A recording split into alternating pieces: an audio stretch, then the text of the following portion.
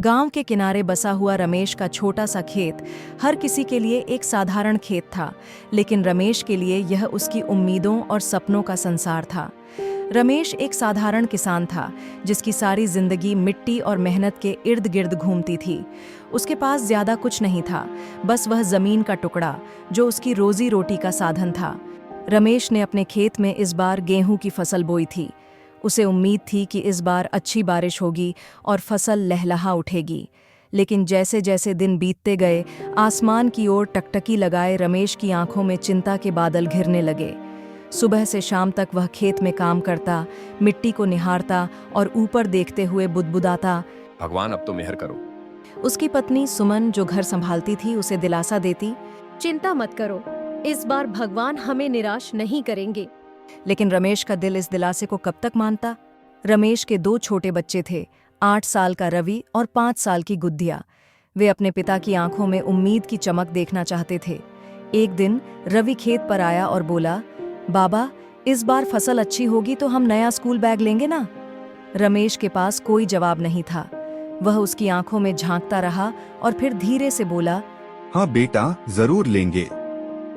उस पल रमेश ने खुद से वादा किया कि वह अपनी हर कोशिश करेगा, लेकिन आसमान का रंग देखकर उसका दिल बैठा जा रहा था।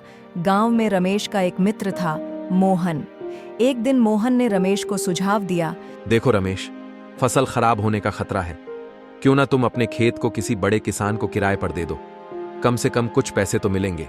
रमेश ने गहरी सांस लेते हुए कहा, मोहन, यह खेत सिर्फ जमीन का टुकड़ा नहीं है, ये मेरे पिता की आखिरी निशानी है।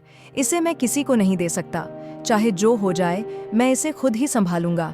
मोहन ने रमेश की हालत देखी, लेकिन कुछ कह नहीं पाया। जब बारिश नहीं हुई तो रमेश ने खुद कुएं से पानी लाकर खेत को सींचने की कोशिश की। हर दिन वह सुबह से शाम तक पानी के घड़े भरकर खेत में डालता।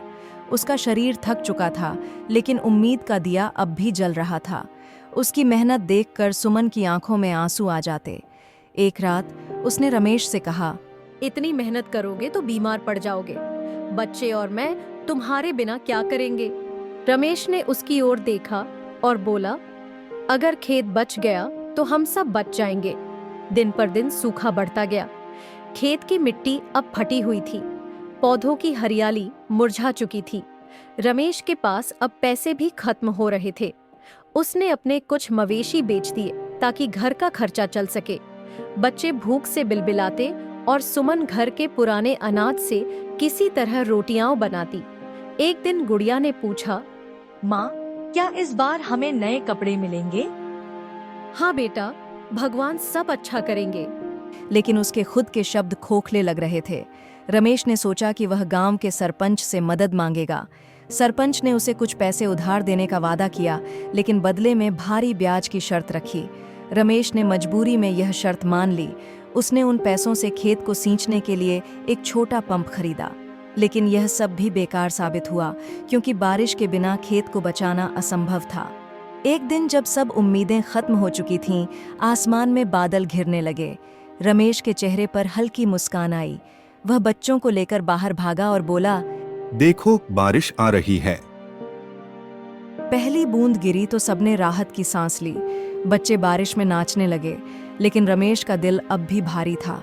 उसे पता था कि यह बारिश अब फसल को बचाने के लिए बहुत देर से आई है। बारिश कई दिनों तक होती रही, लेकिन रमेश का खेत पहले ही सूख चुका था।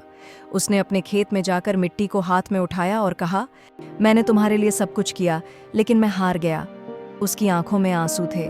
वह घर लौटकर सुमन के पास गया और बोला, अब हमें यह जमीन छोड़नी होगी। सुमन कुछ नहीं कह पाई। एक दिन रमेश ने अपनी जमीन बेचने का फैसला कर लिया। वह गांव के बाहर खड़ा होकर अपनी जमीन को आखिरी बार देख रहा था। रवि ने उसके हाथ पकड़े और कहा, बाबा, हम फिर कभी इस खेत पर लौटेंगे ना। रमेश ने उसकी ओर देखा। उसकी आंखों में आंसू थे। उसने धीरे से कहा, शायद बेटा, शायद। रमेश और उसका परिवार गांव छोड़कर शहर की ओर चल पड़ा। वह जानता था कि उसके सपने उसी मिट्टी में दफन हो गए हैं, लेकिन अपने परिवार के लिए उसे नई शुरुआत करनी थी। आसमान अब साफ हो चुका था, लेकिन रमेश का दिल टूट चुका था और उसके सपने भी उसी मिट्टी में दफन हो गए। वह जानता था कि अब उसे अपनी जिंदगी एक नई दिशा में ले जानी होगी, लेकिन उस जमीन और उन सपनों का दर्द हमेशा उसके दिल में रह गया।